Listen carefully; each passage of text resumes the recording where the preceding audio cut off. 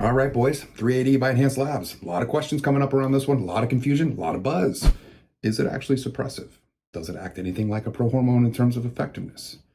Can it actually increase testosterone naturally? And can we even really trust these guys? It's time we finally demystify the confusion here. And as we do with every prohormone, we're going to be doing a full breakdown here.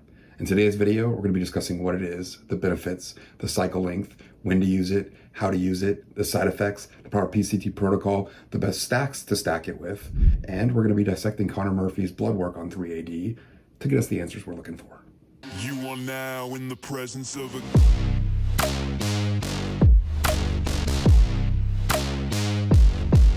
king. My name's Travis Dillard. I've been involved in the fitness industry for a number of years, been lifting 15 of them. Boom. Back in 2016, I became a best-selling author. Used to be a fitness coach where I help a lot of people gain a lot of muscle. And today I'm here to demystify prohormones because the only people that are talking about them are the ones who are marketing them, financially incentivized to sell them. So I'm here to clear things up for you. 3AD, let's get it. So what is 3AD? Is it a SARM? Is it a test booster? Is it a prohormone? What the heck is 3AD?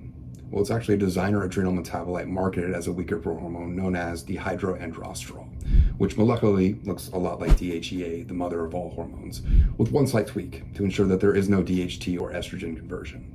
As to how this happens, well, this is where things get a little fuzzy. So it's causing the body, we think, to produce more of its own natural testosterone. They think it increases testosterone through the natural pathways. The theory here is that prohormones like a 1-andro or 4-andro are all derived from DHEA sources. So when this source, DHEA, enters the body, it increases and elevates your DHEA, thus increasing your testosterone. 3AD, on the other hand, enters the body and it tells your adrenal glands to produce more testosterone naturally without the use of that external source. So 3AD does increase hormone levels like a prohormone does, but really this is just an elevated test booster. And what are the benefits and results we can expect? Here's where I place 3AD in terms of effectiveness. You've got the test booster down here, a prohormone up here, and 3AD is going to be somewhere in the middle. No conversion to DHT, so we're not going to have to worry about hair loss. No aromatization to estrogen, so we're not going to have to worry about estrogen sides like gyno, bloat, moodiness, and supposedly it has a higher oral bioavailability rate when compared to a 1-andro or 4-andro. But so what? It just means that we have a higher efficacy rate for a weaker compound. 3AD isn't going to be a huge bump here, so we need to manage our expectations. This is really going to act a lot like a test booster would. Accelerated muscle mass, increased libido, more energy, more fat loss, and of course, muscle gain, much like we'd see anytime we increase testosterone just in general.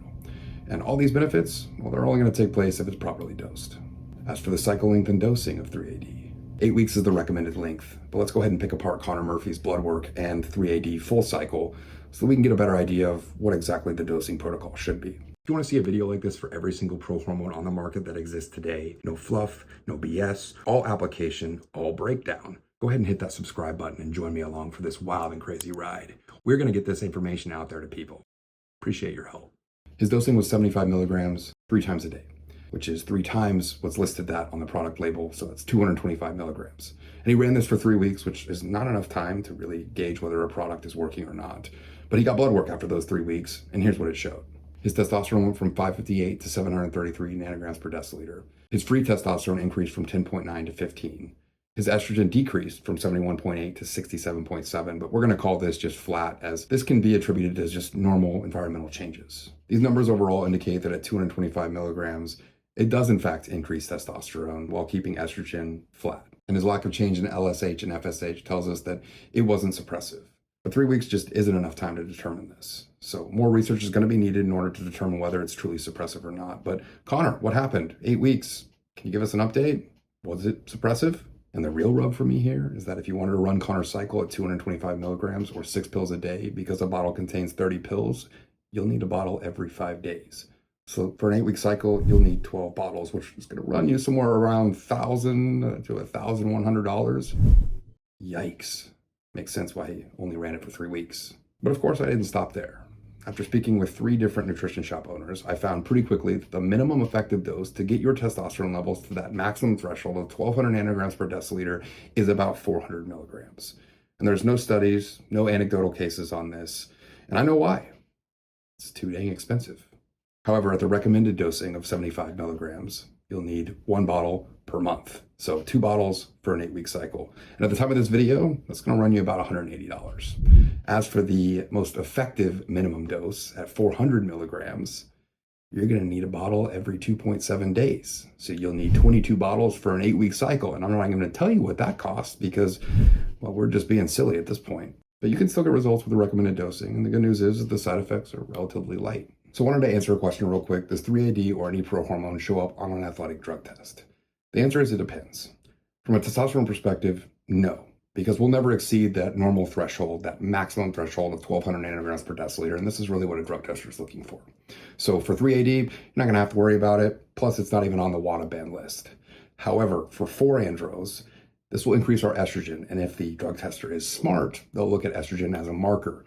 Not necessarily indicative of anabolic use, but something to investigate, because if our estrogen increases, it could be a sign that we're on anabolics. That's all to say that the non-drug tested Olympics will be released at some point. But for now, let's go ahead and keep prohormones out of organized sports. And what side effects can we expect with 3-AD? None to really speak of here, other than that at 400 milligrams, the minimum effective dose to get to 1,200 nanograms per deciliter, we don't know. It's not been studied. Nobody's doing it. That's not to say that there's not a place for it. And do we need a PCT?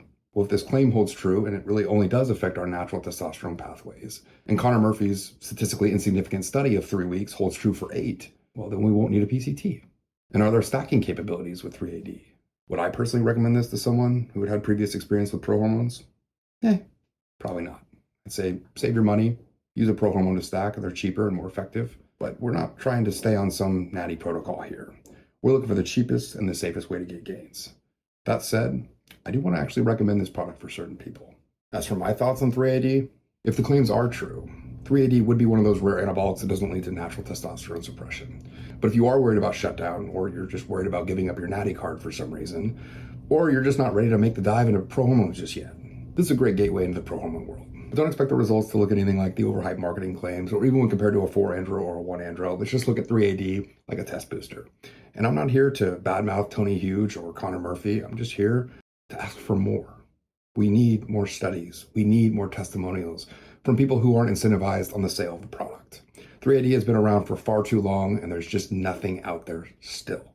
If this is your entrance into the anabolic world and you're thinking about taking 3-AD, I give you 2 thumbs up. Oh, and here's a bunch of Prohormone breakdowns just like this one. Until next week, stay safe, and stay swole, my brothers.